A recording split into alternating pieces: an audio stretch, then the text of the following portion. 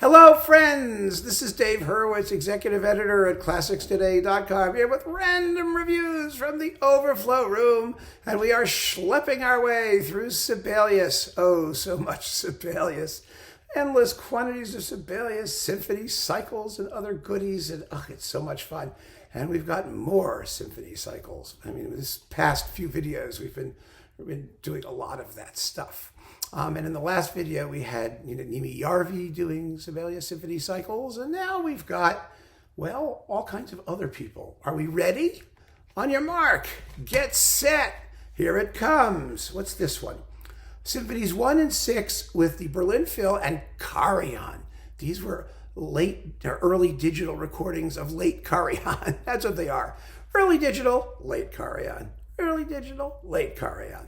And to be honest, I mean, the sound of these was always kind of, but boy, the performances are exciting. The first symphony is great, absolutely great. You wonder why you didn't do it before. You wish it sort of sounded better, but they kind of fixed it in one of these remasterings. It doesn't sound too terrible, and it has an edge and a power, like Karajan's Finlandia for EMI is a late one or late-ish one, that really belies his reputation for being like smooth and legato at all costs, but you still have that fabulous string sound, but he lets the brass rip and the timpani crash. It's great.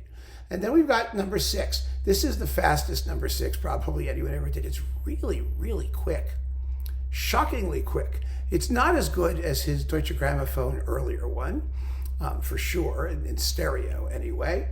But the playing is marvelous, and it just seems to be one of those no-nonsense run-throughs that he did every so often. But it's fun to have. As late Karajan, it's not typical. Not at all typical, which makes it kind of cool if you know Karajan generally. Then we've got, Sibelius Violin Concerto with Perlman. And who's this, the Pittsburgh Symphony? Yes. Along with Christian Sinding's Suite in A, which is just, 12 minutes of fluff, and nice fluff, and the Korngold Violin Concerto, which is an early digital, also on EMI, which has the violin so far forward that it's almost annoying. And of course, Perlman's attitude to that was like, well, they're listening to me, not the orchestra, so who cares how forward I am?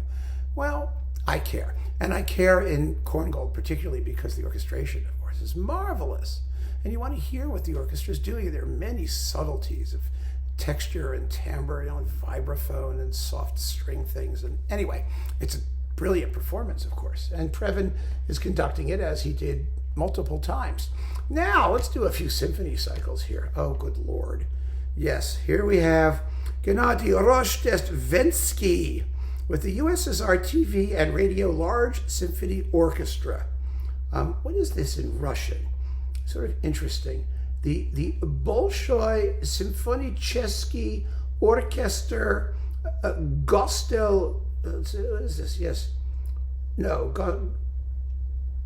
Gosted Ralno. Yes, Gosted Ralno SSSR.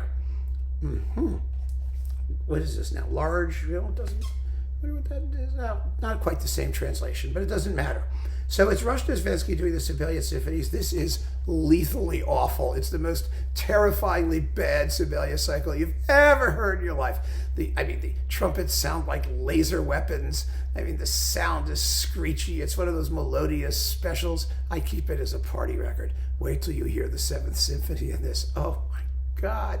It's absolutely stunning in all the wrong ways. It's stunning like, if you got tased, that would be stunning. So yeah, the Rozhdestvensky Sibelius cycle, it's good for a laugh. And now we have the, he did another one. Who knew? Ukha-Pekka Saraste.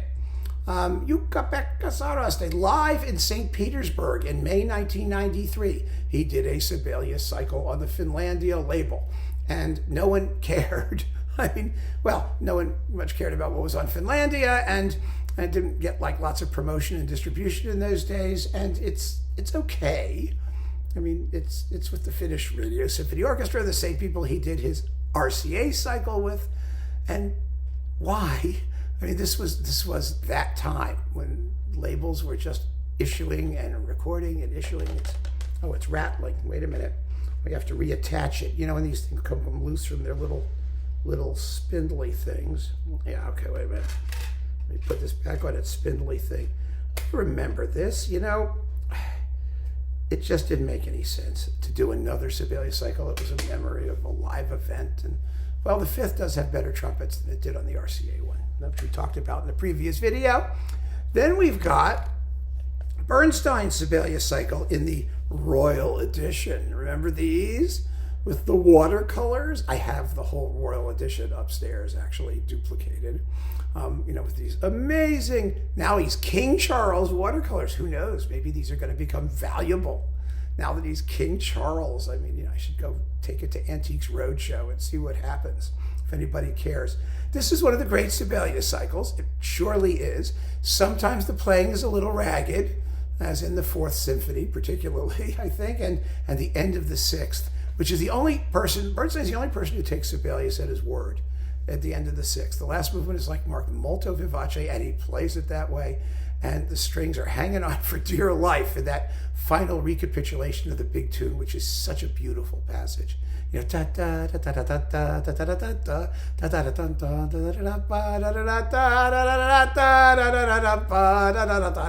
ta ta. Well, yeah, they're working hard. But still, it's a wonderful Sibelius cycle, particularly Symphonies 1 and 7 and 3 and 5, which is one of the outstanding ones. And yeah, I mean, it's much, much more good stuff than not good stuff. And then we have 4 other things here. We've got Early Chamber Music Volume 1, the Sonata for Violin and Piano, the Suite for String Trio in A minor, the String Trio in G minor. These are little learning pieces. Quartet in C minor, a piano quartet for piano, 2 violins and cello, 11 minutes long. None of them sound like Sibelius. It's interesting to hear where he came from, but that's really what it is. This is on Ondine with some very good soloists. Then Sibelius Orchestral Favorites with Photo Album. Well, this comes with a photo album. That's why I have it.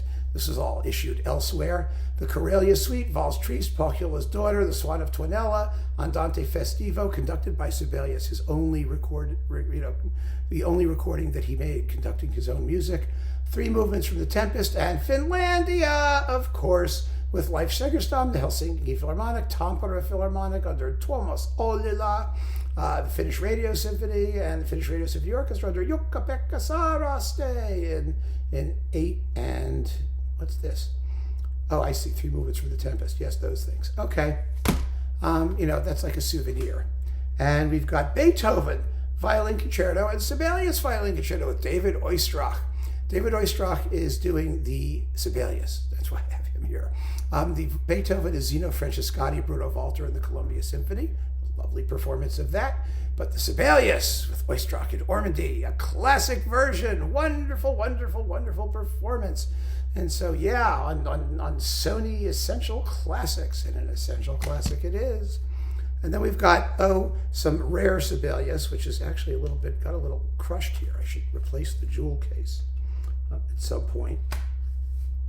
You know, these things, they fragment, especially when you move, they get smushed, and I have to fix that somehow.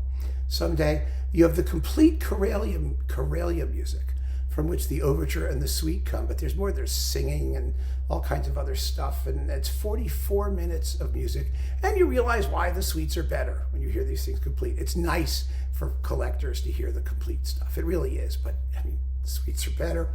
And the Press Celebrations music, which is 34 minutes of stuff, and this is the piece that introduced us to Finlandia. Right? I think so, because it has Finland Awakes. Yes, Finlandia, and its original form. The Finns at the 30 Years' War, the Great Hostility. It's some fun music. Don't get me wrong. It's fun to listen to, but Press Celebrations music actually became, I think, the Scène Historique #1, at least. Or 1 and 2, something like that.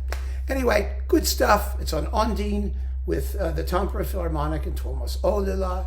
Good, fun Sibelius, rare Sibelius. And there you go. Lots of Sibelius. Keep on listening, friends. Thanks for joining me. Take care.